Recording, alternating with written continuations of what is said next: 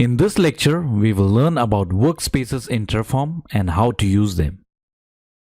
Earlier in the course, we learned about state and its use when running Terraform operations. Whether stored locally or in remote backends such as S3 and Terraform Cloud, state is essential in mapping the real-world infrastructure, allowing Terraform to model what changes it needs to apply based on the configuration defined in the state files. And irrespective of whether the state is stored locally or remotely, all the examples that we have seen so far has one-to-one mapping between the configuration directory and the state file. This means that we have had one Terraform state file per configuration directory so far. Let us consider a scenario where we want to create an EC2 instance in the AWS CA Central 1 region for a new project called Project A. This can be done by making use of a simple configuration file in a configuration directory called Project A, which is inside the Terraform projects directory like this. If we run Terraform apply now inside this configuration directory, Terraform will create the EC2 instance as expected. It will also create a state file. Now, what if we want to replicate the same configuration for another project, say Project B, but with a different AMI ID and a server name as compared to Project A? How do we go about that?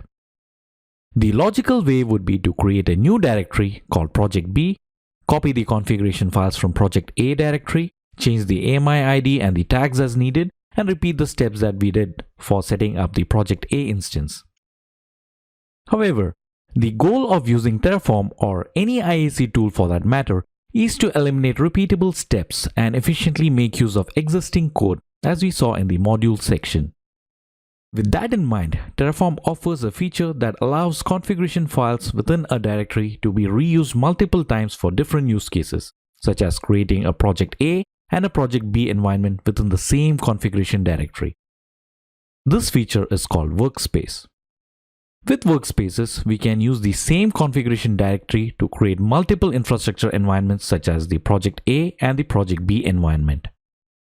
To create a workspace, we use the Terraform Workspace command. This is followed by the new subcommand and the name of the workspace that we want to create. We will first create the Project A workspace. Once the workspace is created by this command, Terraform will immediately switch to it as well. To list the workspace that was created, use the Terraform Workspace List command. In this example, this command lists two workspaces. The default workspace is the one that is created by default. The new workspace that we just created is called Project A and has got a star preceding it, which means that that is the current workspace that we are on. Now that we have created workspaces, let us see how to use it within configuration files to create EC2 instances based on the workspace that we are in. Let us go over our requirements again. Without duplicating the configuration files, we want to create EC2 instances for two projects in the CA Central 1 region. Project A with the AMI ID ending with 279, instance type of T2 Micro, and the name of Project A. And another instance for Project B with the AMI ID that ends with F4D and the same instance type but with the name tag of Project B. To have a single configuration that can achieve this, we have to update our configuration file that we initially used. We have the variables.tf file with the variable region set to CA Central 1. We now remove all the hard-coded values from the main.tf file and configure them as variables in the variable.tf file. We add an instance type with a default value of T2 Micro. We then add a new variable called AMI of type map.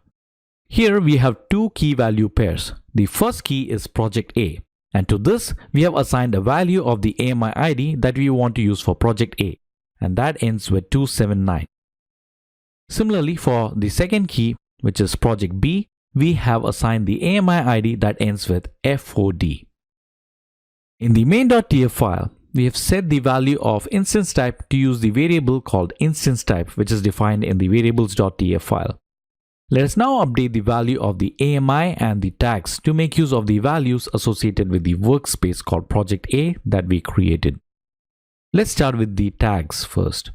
Here, we need the name of the workspace that we are currently in. But how do we get that?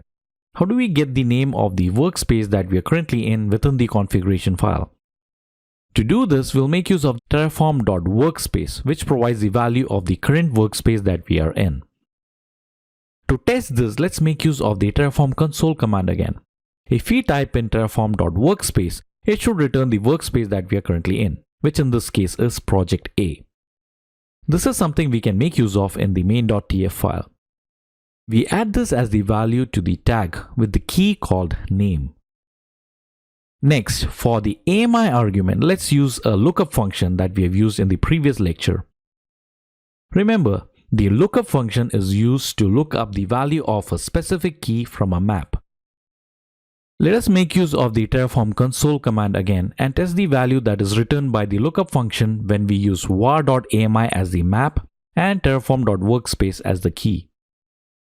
This returns the AMI ID ending with 279, which is associated with the key called project A, which is the current workspace.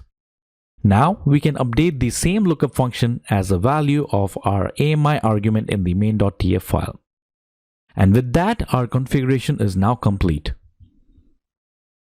If we run Terraform plan now, we can see that it uses the desired AMI and the tag for creating the instance in the workspace called project A. To create the corresponding instance for project B, all we have to do is create a new workspace called project B using the Terraform Workspace new command. This creates a new workspace and also switches to it. We are now in workspace project B. If we run the Terraform plan command now, we can see that the AMI ID and tag for project B is applied. To switch from one workspace to another, we can make use of the Terraform Workspace select command. For example, currently we are in project B, and to switch to project A, we can run the select command like this. We have now successfully used the same configuration file to create resources for two different projects. When we run Terraform apply, it creates two different state files for each workspace.